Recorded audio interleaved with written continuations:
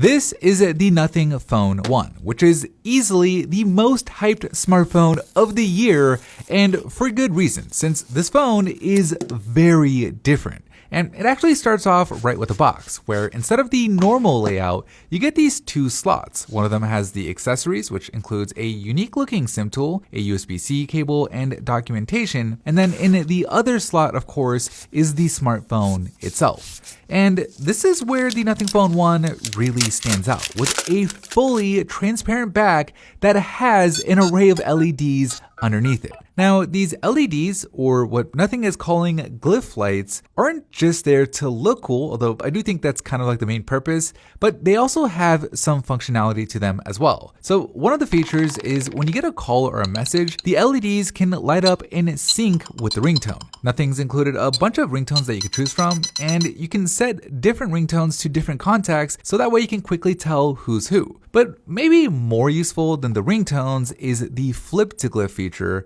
where when you set the phone face down on a table, it'll automatically set the ringer to silent, and then it'll only notify you using the LEDs. And just to help you confirm that the phone is indeed on silent, it pulses twice to let you know that the mode is activated. But beyond notifications, the LEDs also let you know when reverse wireless charging is working, like if you were to put headphones on the back to charge them.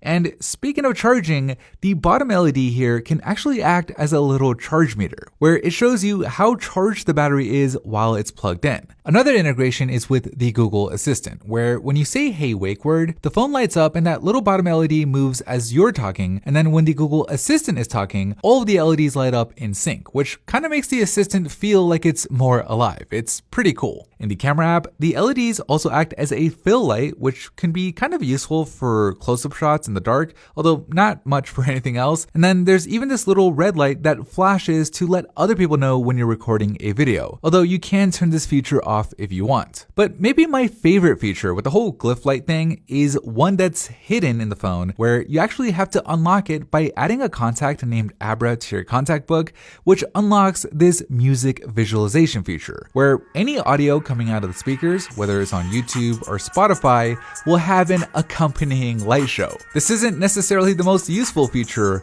but man, is it cool. Okay, but what about the rest of the phone? Well, I think it's important to note that this phone isn't a $1,000 flagship. Instead, it comes in at around $475, meaning you're not going to get all of the best specs. For example, it's got the older Snapdragon 778 chip, which is just okay. You get two cameras on the back, which are just okay in quality, and you also miss out on other flagship level stuff like IP68 water and dust resistance, although you do get IP53, which is just okay. But despite not being priced like a flagship phone, the Nothing Phone 1 does still kind of feel like one, since you do get a 120Hz refresh rate, so everything feels buttery smooth, and it has perfectly symmetrical bezels on the front, which I absolutely love. And then the software experience on here is pure clean Android, which I like, since, there's no pre-installed apps that you have to uninstall or disable. But of course, what really separates this phone from the pack is its design. Sure, it kind of looks like an iPhone from certain angles, I'm not gonna lie,